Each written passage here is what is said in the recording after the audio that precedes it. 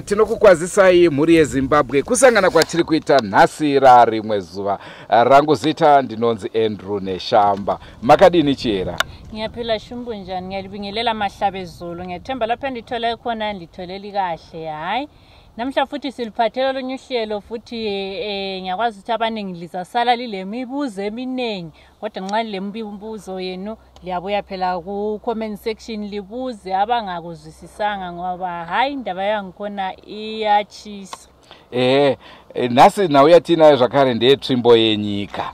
Nyaya yetsvimbo yenyika yanetsa. Tinongogara chingonzwanzi tsvimbo yenyika. Ndikaiwana pairi ndichaiba hangu chera. Ndimhanye nayo inini. Indaba esilayo namhlanje futhi intonga yelizwe. So asikwazi ukuthi izintonga lezi zingaki. Ngoba umuntu yabe sithi abantu abaningi bayisithi balentonga zelizwe. So lathi hayi indaba zangikhona lathi sesifike esikhathini sokuthi sike sithi phumule embijana ozayi olayo khathesi sifuna izibone shumba nayo izinto lakho uyibona. Chandingade kukuzivisa ikamuri yeZimbabwe ndechekuti isu Drewmas media aiwa hatiko kune zvematongerwo enyika asi kunotaurwa nhau dzenyika aiwa tinenge tiriko nekuti chedu kutora nhau hatipo pakuti vanhu mhanyai munovhotera nhingi kana kunovhotera nhingi. Isusu chedu kukupai zvinenge zvichiitika munyika yacho yatigere. Thina njenge-Drewmas media sikho phela lapha ekubuseni kwabantu elizweni kumbe ezembangi ilizwe asikho thina kubusebesifuna ukuthi lapho kuleyo kukhulunywa khona ngokwesizwe kusingakhethanga ukuthi sikuqembeli nje singatshelanga abantu ukuthi hambani levotela iqembeli nje. Thina ngakukhuluma nje ngokwesizwe ukuthi kwenzakalani esizweni sethu hayi thina siyagijima siye khona kodwa ezombangi ilizwe asikho. Izvo zvikavamwe wangatotanga kumhanya vachiti chera ndiye spokesperson webato idzva. Zvinoitika izvozvo. Naizvozvo mhuri yeZimbabwe regedzai tikupei chirongwa chedu chezuva ranhasi tinzwe kuti tsvimbo yenyika iyi iri kugara ichitaurika iyi itsvimbo ipiko iyoyi uyezve yakanangana nani rwendo rwuno. Njengazonke izikhathi lingakhohli kusubscribe ku-Drewmas media, Drewmas media taking you to another level. Hello viewers, this is Mika Africa Marketing Officer from Drewmas Media. So today we are at NYAYA, a company that specializes in the installation of tombstone making and also installation of fitted kitchens. So you might be wondering what is it exactly, why are we here and what are some of the exceptional things that they've done? Well, NYAYA have done quite a lot of work for the late prominent figures, the likes of Comrade Ching, the likes of the late Leonard Dembo, and also Chamiso's late mother. So, if you are looking for the perfect tombstone to give to your loved one, do come through and do hit them up on the number that will be displaying on the screen at the end of this video. And also, if you're looking for the perfect media house to view memorable events such as burial ceremonies and also tombstone unveilings, Drewmas Media is here for you. Do hit us up on the number that is also displaying on your screens right now. So I know you might be wondering, how did they come up with the name Ngwada after all, and what does it mean? So Ngwada in Shona simply means something that is precious, meaning that they give precious service delivery and they also make precious stones. So do come through and choose the perfect tombstone for your loved ones.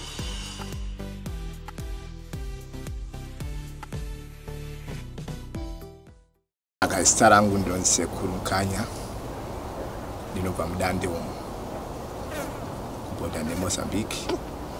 Ndokandobva ndoda kuisa hurukuro shoma kumhuri yeZimbabwe ndichiti makadi zvenyu. Ndoda kutaura hurukuro shoma maererano nenhau yetsvimbo yenyika yeZimbabwe iri kunetsa pakati pevanhu. Tsvimbo yenyika yeZimbabwe ndoda kuti vanhu vazive kuti tsvimbo iyi kwayakabva kumashure kwese yakabva sei uyezve zvakamira sei kuti vanhu vasazoramba vakapinzana mumatambudziko kana kupinzana mukudeurwa kweropa. Kwakabva tsvimbo yenyika yeZimbabwe pakutanga anakaguvi vachiri vapenyu ndovanga vakabata tsvimbo mukuya kwavakaita. Tsvimbo iyi yanga yakabatwa muimba yemhepo, ndoma yanga yakabatwa munhu wamuimba yemasvikiro. Yakabatwa muimba yemasvikiro kudaro zvaireva kuti chese chaitwa chese chaitwa nevanhu vemhepo nemasvikiro vaita chese chavaita maererano nenyika. Saka nanhasi mukunge vanhu vaenda kunotadza kuenzana nemasvikiro enyika ino kana kunzwa zviri kudiwa nemasvikiro enyika ino, zvichaita kuti vanhu vatadze kugadzikana zvakanaka munyika ino yeZimbabwe, nechikonzero chekuti vanhu vanenge vasina kuteedzera matsimba epakutanga mukuuya kwayakaita.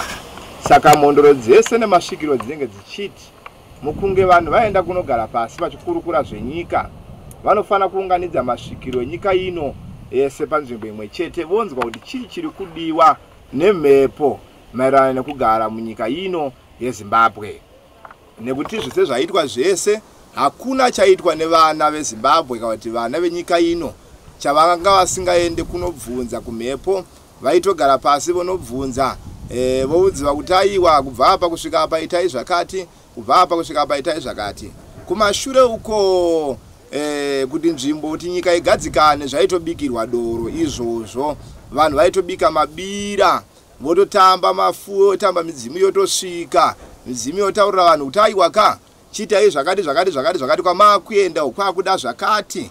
Asi izvezvi mhepo dzaane mubvunzo kuti komatisira papiko pamatisira. Saka tiri kutaura kuti aiwa mhuri yeZimbabwe zvese kuti zvikubudirei zvakanaka, dzokai kumashure munzwise kuti chiko chiri kudiwa nemasvikiro, chiko chiri kudiwa nemhepo.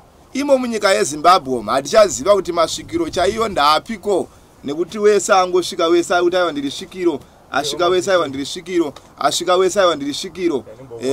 Zvese izvozvo hatisi kuziva kuti zvakamira sei. Saka shoko redu guru tiri kuti aiwa imimi wese vavakamira kumhepo nezve zviri kufamba, kuti mazwese afambe, dzokai kumashure munzwisise kuti chii chiri kudiwa pakati pazvo zvinogona kukubatsira. Nozviziva kuti nyika yese ino yeZimbabwe inotongwa nemhepo.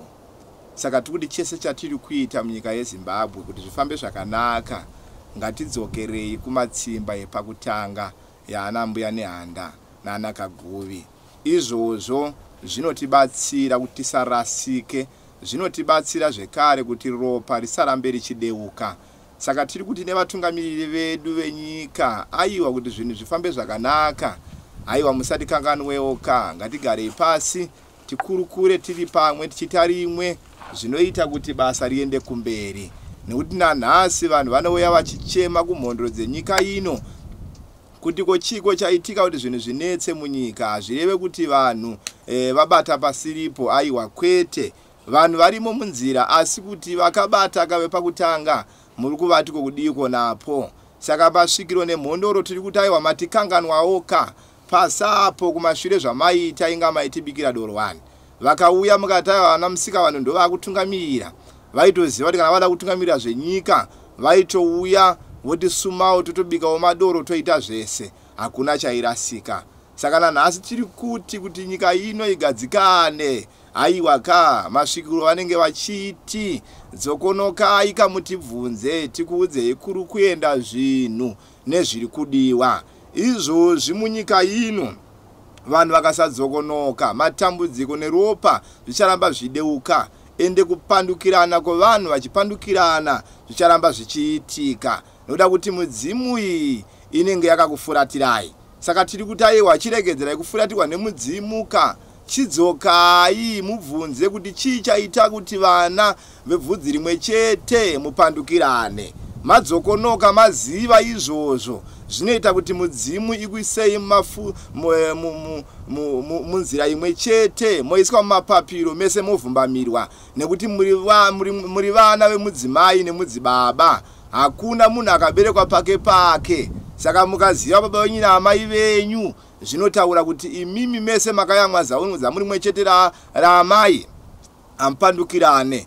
Zvinoita kuti mupandukirane inyaya yekuti munenge musina kudzokonoka. Saka namarimwe zuro mukariziva rinoita kuti ranhasi musvike. Saka tsvimbo ino yenyika ino, tsvimbo yese yenyika inobatwa nematateguru ndo varidzivayo. Saka mukagona izvozvo ndinoona munofamba zvakanaka. Ndo shoko redu rakakura ratiri kutaurawo nemi vana vemhuri yeZimbabwe. Tinozviziva kuti ava muri vana vanosangana nematambudziko yakawanda, muri vanoda kuziva zvakasiyana siyana munyika ino, asi kuti muzvizive zvese izvi zvinoda kuti munzwisise kuti iwo masvikiro nemhepo dzepasi pano dziri kumboti kudiko, nekuti kumashure uko mufemberi aitaura basa iri anova Micho vaitoziva kuti aiwa masvikiro ndanani vaiuya votaura tobatsana pamwe. Kwai matadza kuti mutionewo mhuri yeZimbabwe kureva here kunzi svikiro vanhu vanotaura kuti aiwa mudzimu omwe munhu anenge akamboparara, makazviwana kupi zvamunotaura izvozvo? Masvikiro haisi mhepo yemunhu akaparara, mhepo yemasvikiro mudzimu wakatouya. Kunyange musika vanhu vanouziva kuti munge vasika nyika vakatesa maoko vakatogara pasi vakatoronga vakati aiwa nyika iyi ndaisika, zvichireva kuti vakatoziva kuti nyika yega yega ine mhepo yayo. Saka tiri kutaura kuti iyo mhepo kana yataura kuti aiwa nhau ngaifambe yakadai, chidzokonokai kamazwenyu monzwisisa, mogara pasi moisa maoko moita vana vomunhu mumwe chete kase mudzimai nemudzibaba. Ko vana vakayamwa mumwe chete mukapandukirane here? Ndiro shoko ratinaro nasi pano. Ndofunga Mukanya mataura muchigeneraliza. Tine urombo kuti takanzwa kuti kudungwiza kwakaita gungano remasvikiro. Isu takakundikana kuti tinge tichisvika ikoko sevatori venhau tichitorawo nhau idzodzo. Asi kunonzi kune akanzi ndiye ari kufanira kupiwa tsvimbo yenyika. Ndiye atanga toda kuti mutitsanangurirewo kuti ndiani zvakamira sei. Shoko rakabuda ikoko mukubuda kwarakaita ichokwadi, vanhu vakaungana, masvikiro akaungana vakataura zvavakataura, vakaisa nhoroondo yavo vakati aiwa nyika inotaona yatungamirira Nevaera Moyo. Isu takati aiwa hatina kuriramba, asi tiri kuti zvese izvozvo kuti zvibude zvinobuda chete ndokunge vanhu vauya kuzogara pasi vabvunza kuti ko patiri nhasi ndo here patichiri, nekuti zvese izvi zvichaita kuti ropa rirambe richideuka. Saka munyika ino yeZimbabwe maakudiwa kuti vanhu vambogara pasi vombobika masusu vomboombera kuna tateguru mondoro dzese dziri kunzwa mhepo yenyika, mondoro dzataiziva dzainzi kunzi inzi mondoro. Waitogara pabanya uchiita zvese uchikurukurira vanhu. Zvino charasa chivanhu chenyu munyika ino yeZimbabwe ndechekuti angonzwawo kamhepo kati fe ari kupfeka machire echivanhu wogara pasi wotaiwa ndipei makwata akati ndidai. Saka zvese izvo zvichaita kuti nyika irasike. Saka kurasika kwemhepo kana kurasika kwechivanhu kurasika zvekare kwemachechi enyu emazuva ano anotaika. Chitarisa izvezvi kuti kurasika kwaita chivanhu, machechi enyu maane manganiko munyika ino yeZimbabwe. Munhu wese auda ngo ndini mukuru wechechi, munhu wese ndini mukuru wechechi, munhu wese ndini mukuru wechechi. Saka munosvika kupiko muchiita seiroro ramuri kuita iyi. Saka kuti zvifambe zvakanaka zvibude muchechetere, garai pasi mobvunza mhondoro dzepasi pano dzekare kare dzekuudzai nhoroondo, modzokonoka motsvaga tsvimbo yenyu pairi, musarambe muchipandukirana vana vomunhu mumwe chete. Pabva pandipa mibvunzo yakawanda. Muri kureva here kuti nhasi uno ndikaenda kumasvingo ndichinobvunza masvikiro ikoko ashandiudza kuti Nevaera Moyo ndiye anofanira kutungamira nyika, ndoenda kwaMutare ndoudzwa rimwe chetero, ndoenda Bulawayo ndoudzwa rimwe chetero? Kana iri mhepo yaitaura shoko iroro hariregedze kuuya kwamuri, asi kana riri shoko rekuti vanhu vaitaura vasiri kumhepo, vasina kubatwa nemhepo, vanokuudzai shoko risiriro.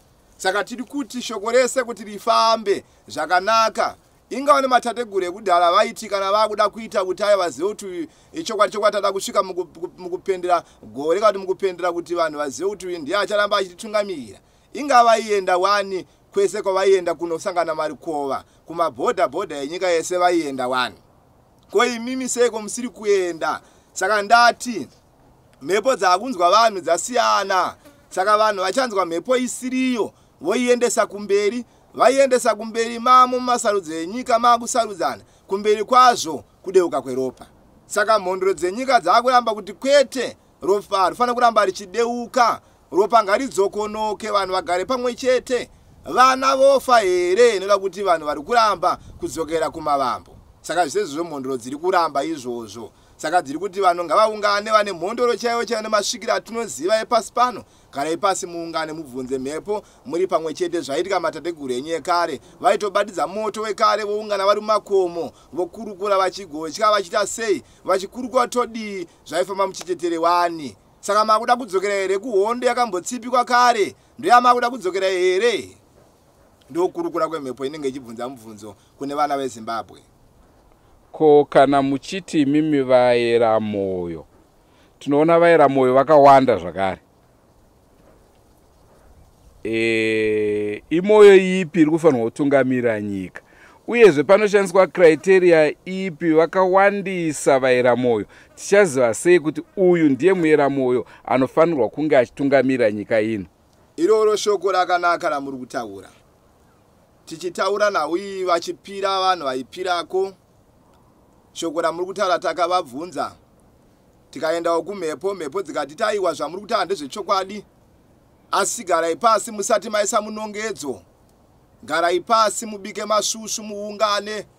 Saka takamirira munongedzo wacho kuti uchigara pasi nevanhu kuti vanhu voungana vogadzira nyaya yofamba zvakanaka. Sando patakamirira. Saka pari zvino hatigone kutaura kutaiwa imoyo ipi ichagara apa nekuda kuti ivo vacho vakanzi ndiwo munongedzo havasati vauya pakati pevanhu. Saka izvo zvichaita zvekare kuti zvakanongedzwa nemhondoro nehomwe dzacho dzese dzikatadza kuenzanisa izvi dzinofira munyika ino pasina chinobuda nekuti mhondoro dzinenge dzichiti aiwa ka isusu hatitaure zvisiko totaura zviriko. Saka ndiwo nhoroondo. Saka tiri kuti munyika yeZimbabwe makuda kubviswa mweya wokupandukirana. Ungabviswe seiko? Unobviswa kana vanhu vadzokera kunyaya dzepakutanga. Ndokuti mweya iwoyo ubiswe pakati pevanhu. Andofunga muri kuinzwa nhau kamuri yeZimbabwe. Sekuru Simba, Simba Moyo vari kuSouth Africa. Ndofunga mautokwenya munooneka siyanwa kuti zvaita pamwe ndini ndakuita mutungamiri wenyika. Ko nhai Mukanya, patoda kunzwisa ndepekuti hongu matizvo nyika ino inofanira kutongwa nevaera moyo.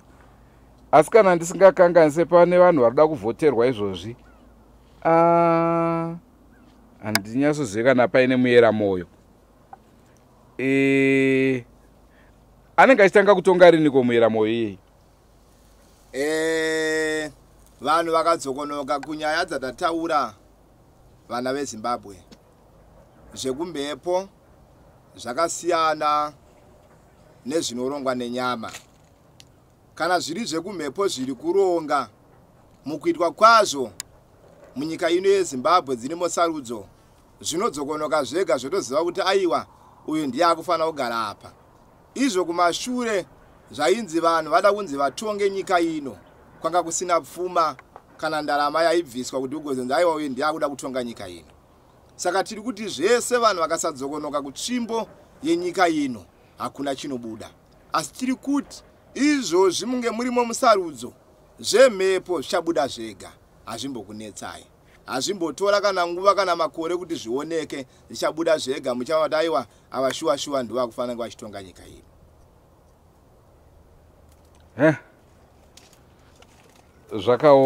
Zvakaoma. Chira nhau mainzwa. Ndainzwa shoma. Hanzi vaera moyo ndo vachatonga. Vachatonga kumhepo noti panyama imi makumhanyira maelection. Okay, kuti vachatonga kumhepo. Kusaziva. Mukanya kuti ndo zvavari kutaura here? Kusaziva ipapo. Naye Mukanya, chera vati vada kunzwisa kuti vachatonga kumhepo kana kuti panyama? Nyika ino achihera inotongwa nemhepo. Ndo inotonga nyika ino. Kuti nyika ino igadzikane inotongwa nemhepo. Saka mhepo dziri kutaiwa chitisirai nyika yedu. Ndo zvadziri kutaura. Saka imi mukadzokonoka mega ikoko munozvipa chimega anza kuti kana mhepo dzakuti tisirai nyika yedu zvoda kuti imimi vanhu vacho muriko kumhepo mune pamwe pano pamadi pamarasika zvishoma. Saka imimi vana veZimbabwe dzokonokai munzwisise kuti chiko chiri kudiwa zvinokubatsirai mega hazvikunetsei. Mukaona makuita zvemhepo kuti makusarudzana kumhepo idzo mhepo dzisingazive zvinogona kukunetsai. Ongu muri Zimbabwe ndicho chirongwa chatanga tinacho muzuva ranhasi. Ndokuzivai komendai tinzwe pasina kutukana, tipanane mazano. Kana muine mibvunzo aiwa ngaiuye zvayo.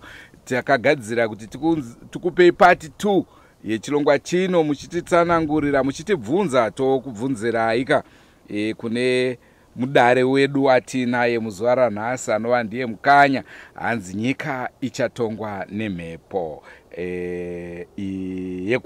yekuvaera moyo. Goodbye my friends,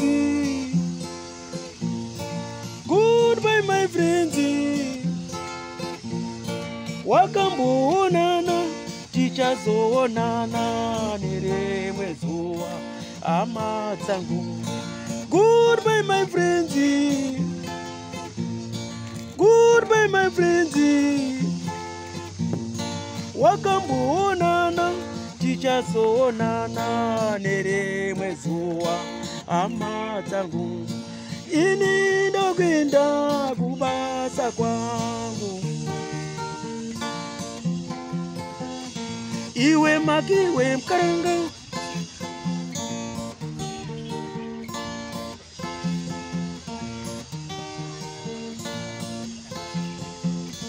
iwe makiwe mkaranga, iwe makiwe mkaranga.